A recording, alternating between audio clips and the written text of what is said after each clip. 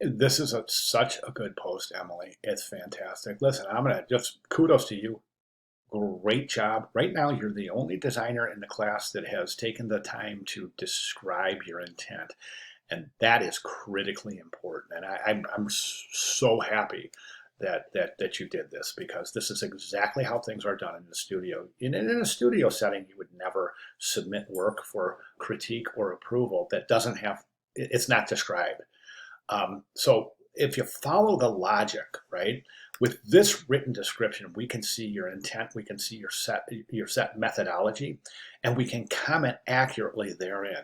Without this written rationale, all we have to look at is this, and that's all we can comment on.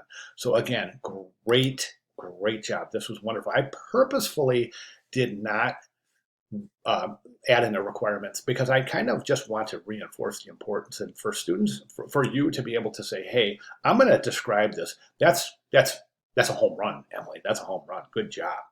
Great job. All right, let's go and take a look at the work. So I think that there's some things that are working and some things that aren't. This kind of connection right here, I think it's just really, it looks forced. It does. It just looks forced. The one thing that I'm seeing now, everything in your writing makes perfect sense. It does. I'm not seeing any color here. You've talked about color. Um, you're talking about blue. Color scheme is based on a picture of my chosen person. I use a spot color to take a grayish purple from her jacket in the picture. And I'm not seeing grayish purple here at all. That looks straight up gray. Um, and if that's a bio picture you're going to be using on that back, then again, that's excellent foresight. But right now, it looks like this black. This is grayscale, so we're lacking a little bit of visual energy therein. Um, Everything else though makes sense, but I'm not seeing blue either. I'm seeing this kind of teal color. Okay, but I'm not seeing blue. And anyway, the point I'm trying to make is that you did a great job describing your work. That's fantastic. Let's go ahead and take a look at the work. Let me tell you what I see. Right now, I think it's really, really aggressive. It's almost taking up the entire space of the 11 by 17. So as you can see, imagine this printed out. It's going to be big. I think it's a little forceful. I think it's a little aggressive in nature. I also think that if you're going to put it on a diagonal, I would put the tagline on a diagonal as well. The Your kerning and your typeface is it's a modern sans serif, aka Didone, and right now this is going to be really difficult to read at a distance. And the reason I say that is because modern typefaces have a huge variation between the thinnest and thickest strokes, and sometimes that thin stroke is going to disappear at a distance. I say this as relevant because this is a poster and it is intended to be viewed at a distance. So if you were to print this out and put it on your wall and walk across your studio and look at it, you'll see areas where this is going to disappear. Okay, all these serifs, these are going to disappear right here, and that's the caveat about using um, modern typeface for display type or presentation type. So you might consider that. Now, again, I just really want to maybe even suggest that we kind of rethink the concept, because right now the concept is this is purely visual, right? There's no concept here to speak of, right? So seems like it's forced. The concept that I'm seeing right here is the books, but there's nothing the books are telling us that the tagline isn't. Okay, Alice Munro, we take those books away, we still know Alice Munro is a master of the short story. Okay, so the books are not adding or taking anything away, right? So my recommendation is to try to come up with a hook. Some what did she stand for? What did she believe in? What are her greatest accomplishments? And think of those, and then think of how you can visually depict those, or one of those, in a way that you can incorporate it into typography and not include an illustration. Let me give you an example.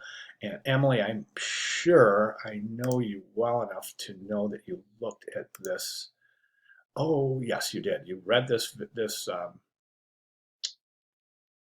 me see, this was, it's so Christy. Yeah, you did. You looked at it, so that's fantastic. But look at it again. Look at it again, and just really understand where I'm going with describing these. Okay, so this in my description of this poster here, I describe why this works as a little substitution for the O and why it wouldn't work as a main illustration.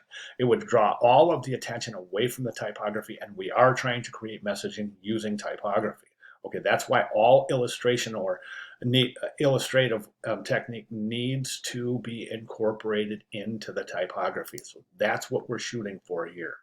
Again, I don't want to sound discouraging, but I don't see a whole lot of strength in the concept here.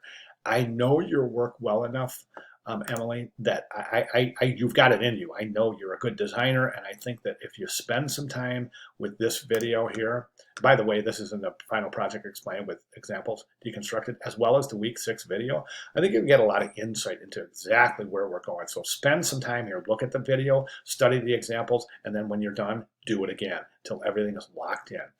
Start thinking about it, grab your sketchbook, pour yourself a big cup of coffee, start looking through your research, start determining what attributes or what characteristics or events are defining in Alice enough that it could be incorporated into the concept. You see what I'm saying?